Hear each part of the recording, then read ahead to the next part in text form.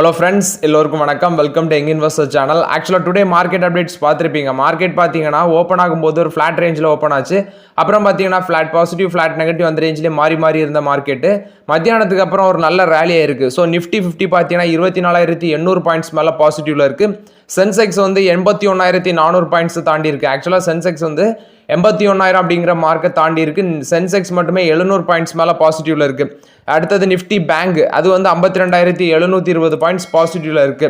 So overall பார்த்தீங்கன்னா market open ஆகும்போது இருந்த மார்க்கெட் சிச்சுவேஷன் இப்போ இல்லை, ஆஃப்டர்நூனுக்கு அப்புறம் நல்ல ஒரு பெர்ஃபார்மன்ஸை கொடுக்குது. ஆனால் அந்த பிஎஸ்யூ செக்டார் ஸ்டாக்ஸ் எல்லாமே இன்னைக்கு நல்லாவே அடிச்சிருக்காங்க. ஸோ அது எல்லாமே தான் டிஸ்கஸ் பண்ண போகிறோம். நெக்ஸ்ட் பார்த்தீங்கன்னா மணப்புரம் ஃபினான்ஸ், முத்தூட் ஃபினான்ஸ். ஆக்சுவலாக அந்த மணப்புரம் ஃபினான்ஸ் பார்த்தீங்கன்னா இன்னைக்கு 3% மேலே ஏற்றிருக்காங்க. 228 ரூபா அந்த ரேஞ்சில் மார்க்கெட்டில் ட்ரேட் ஆகிட்டு இருந்துச்சு. அடுத்து பார்க்கும்போது முத்தூட் ஃபினான்ஸும் பார்த்தீங்கன்னா 1859 ரூபா அந்த ரேஞ்சில் ட்ரேட் ஆகிட்டு இருந்துச்சு பாசிட்டிவ்ல. ஆக்சுவலாக அன்றைக்கி மார்க்கெட்டில் வந்து 1885 ரூபா வரைக்கும் அந்த ஷேர் வந்து ஹை போச்சு. 2% மேலே ஏற்றிருந்தாங்க அந்த முத்தூட் ஃபினான்ஸ். ஓவரால் ஜெஃப்ரிஸ் என்ன சொல்லியிருக்காங்கன்னா மணப்புரம் ஃபினான்ஸ் இன்னைக்கு 3% ஏறி இருக்கு, 228 ரூபா இருக்கு. ஸோ இந்த ரேஞ்சில் இருந்து ஜெஃப்ரிஸ் சொல்லியிருக்காது ஒரு 23% வந்து அப்சைட் போக சான்சஸ் இருக்கு. அதாவது இந்த கோல்டு பிரைஸ் எல்லாமே இன்க்ரீஸ் இருக்கிறதுனால அந்த கோல்டு அகேன்ஸ்ட் லோன் ப்ரொவைட் பண்ணுற நான் பேங்கிங் ஃபினான்ஷியல் கம்பெனிஸ் எல்லாமே இது மூலமாக இந்த கோல்டு பிரைஸ் வந்து மேலே போகிறதுனால பெனிஃபிட் அடைய சான்சஸ் இருக்கு அப்படின்னு சொல்லி இந்த ஸ்டாக்ஸுக்கு, இந்த மணப்புரம் ஃபினான்ஸுக்கும் முத்தூட் ஃபினான்ஸுக்கும் இந்த ரேஞ்சில் இருந்து 23% அப்சைட் வச்சு மணப்புரம் ஃபினான்ஸ் பார்த்தீங்கன்னா 270 ரூபா வந்து டார்கெட் பிரைஸ் கொடுத்துருக்காங்க. அதே முத்தூட் ஃபினான்ஸுக்கு எவ்வளோ சொல்லியிருக்காங்கன்னா இந்த ரேஞ்சில் இருந்து 23% சொல்லி 2,200 ரூபா வரைக்கும் போகும் அப்படின்னு சொல்லியிருக்காங்க. ஸோ நம்ம ஆல்ரெடி இந்த ரெண்டு ஸ்டாக்குமே கன்சிடர் பண்ணியிருக்கோம். மணப்புரம் ஃபினான்ஸும் சரி, முத்தூட் ஃபினான்ஸுமே கன்சிடர் பண்ணியிருக்கோம். ஸோ இப்போதைக்கு ஹோல்ட் பண்ணுங்க, ஒரு நல்ல லாபத்தில் தான் இருப்பீங்க. முத்தூட் ஃபினான்ஸ் வந்து கடைசியாக கன்சிடர் பண்ணது 1,350 ரூபா அந்த ரேஞ்சில் கன்சிடர் பண்ணேன். இப்போ வரைக்கும் நல்ல ப்ராஃபிட்டில் தான், நான் ஒரு ஷேருக்கு 500 ரூபா அந்த ரேஞ்சில் ப்ராஃபிட்டில் இருக்கிறேன். ஸோ அதே மாதிரி தான் முத்தூட் மணப்புரம் ஃபினான்ஸும் கன்சிடர் பண்ணி நல்லா ப்ராஃபிட்டில் தான் இருக்குது. நீங்களும் அப்படி தான் இருப்பீங்கன்னு நினைக்கிறேன். ஸோ ஹோல்ட் பண்ணுங்கள். இது வந்து மணப்புரம் முத்தூட்டை பொறுத்த வரைக்கும் அப்டேட்டு. நெக்ஸ்ட் பார்த்தீங்கன்னா டாடா பவரில் வந்து ஒரு பாசிட்டிவ் அப்டேட். டாடா பவர் NHPCயும் பார்த்தீங்கன்னா ஒரு மெமரம் ஆஃப் அண்டர்ஸ்டாண்டிங் சைன் பண்ணியிருக்காங்க. Ministry of new and renewable energy அவங்க கீழே தான் அந்த மெமரம் ஆஃப் அண்டர்ஸ்டாண்டிங் சைன் பண்ணியிருக்காங்க.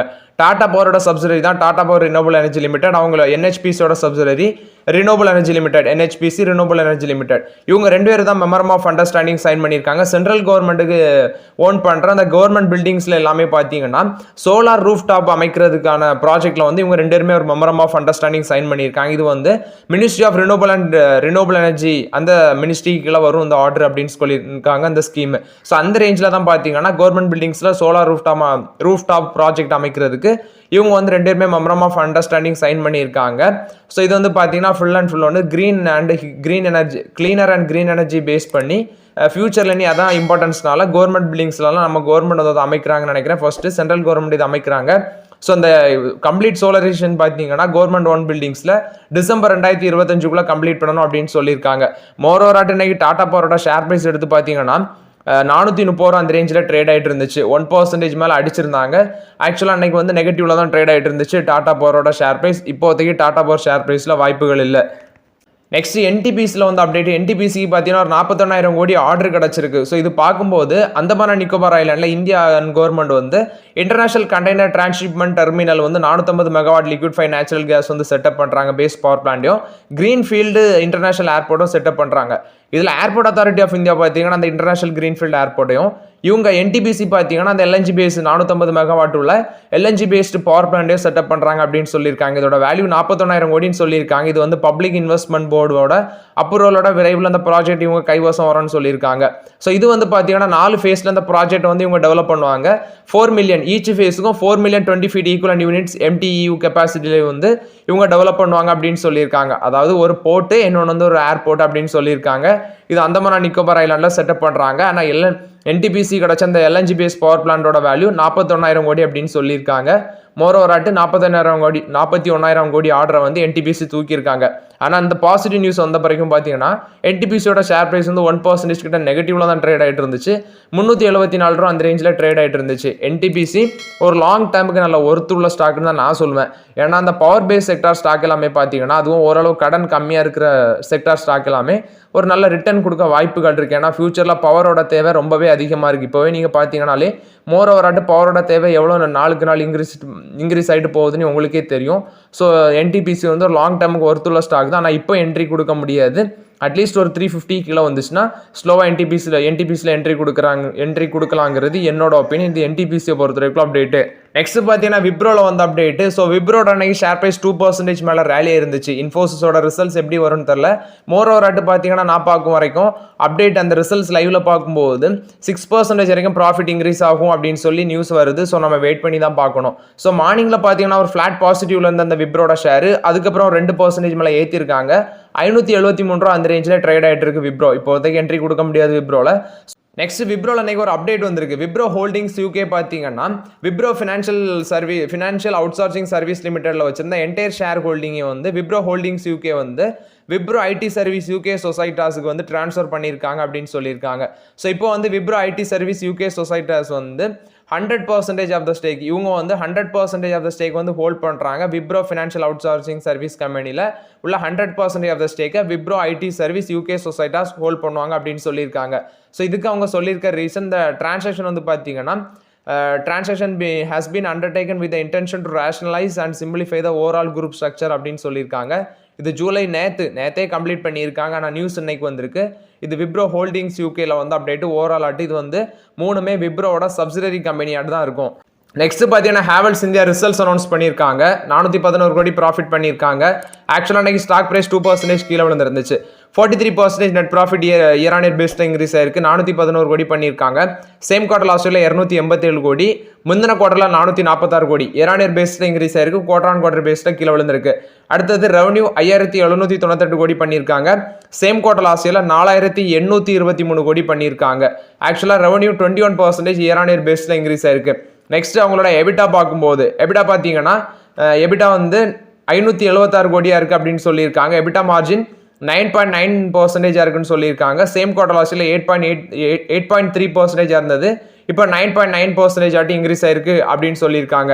அடுத்து அந்த கம்பெனியோட இந்த செக்மெண்ட் வைஸ் பார்க்கும்போது ஃபர்ஸ்ட் எக்ஸ்பென்ஸ் பார்த்தீங்கன்னா அந்த குவார்டரில் 5334 கோடி எக்ஸ்பென்ஸுக்கு போயிருக்கு. அதே சேம் குவார்டர் லாஸ்ட்டில் 4516 கோடி ஸ்பெண்ட் பண்ணியிருக்காங்க. எலக்ட்ரிக்கல் கன்சியூமர் டியூரபிள் செக்மெண்ட்லேருந்து 1055 கோடி ரெவன்யூ பண்ணியிருக்காங்க. அடுத்தது இந்த லாய்லாட் பிராண்ட்லேருந்து பார்த்தீங்கன்னா லாய்லாட் பிராண்ட் ஆஃப் கன்சியூமர் ப்ராடக்ட்லேருந்து 1928 கோடி ரெவன்யூ வந்திருக்கு. அடுத்து கேபிள் பிஸ்னஸ்லேருந்து 1521 கோடி ரெவன்யூ வந்திருக்கு அப்படின்னு சொல்லியிருக்காங்க. மோர் ஓவராட் இந்த குவார்டரில் பார்த்தீங்கன்னா அவங்களோட கம்பெனியோட டிமாண்ட் அவுட்லுக் வந்து பாசிட்டிவாக தான் இருக்குது அப்படின்னு சொல்லியிருக்காங்க. பட் ப்ராஃபிட் வந்து குவார்டர் ஆன் குவார்டர் பேஸில் கீழே விழுந்திருக்கு. சேல்ஸு இண்டஸ்ட்ரியல் இன்ஃப்ராஸ்ட்ரக்சர் செக்மெண்ட் எல்லாமே பார்த்தீங்கன்னா நல்ல ஒரு பெர்ஃபார்மன்ஸ் கொடுத்துருக்கு அப்படின்னு சொல்லியிருக்காங்க. இது வந்து ஹேவல்ஸ் இந்தியாவோட ரிசல்ட்ஸ் அப்டேட்டு. ஆனால் அன்னைக்கு ஹேவல்ஸ் இந்தியாவோட ஷேர் ப்ரைஸ் எடுத்து பார்த்தீங்கன்னா 1866 ரூபா அந்த ரேஞ்சில் ஒரு ஃப்ளாட் நெகட்டிவ்ல ட்ரேட் ஆகிட்டு இருந்துச்சு. மார்னிங் 2% மேலே அடிச்சிருந்தாங்க. ஸோ மோர் ஓவராட்டு ப்ராஃபிட் ஆக்சுவலாக ரிசல்ட்ஸ் வந்து எஸ்டிமேட் பண்ணதை விட கம்மியாக தான் வந்திருக்கு அப்படின்னு சொல்லியிருக்காங்க. இது பார்த்தீங்கன்னா ஹேவல்ஸ் இந்தியா கொடுத்த ரிசல்ட்ஸ் அப்டேட்டு. நெக்ஸ்ட் மேசகான் டாக்லையும் கார்டன் டிசிபிள்டர்ஸ்லேயும் வந்து அப்டேட்டு. ஸோ இவங்களுக்கு பார்த்தீங்கன்னா ஒரு ஆர்டர் கிடச்சிருக்கு. டிஃபென்ஸ் மினிஸ்ட்ரியிலேருந்து 70,000 கோடி ஒருத்துள்ள ஆர்டரு.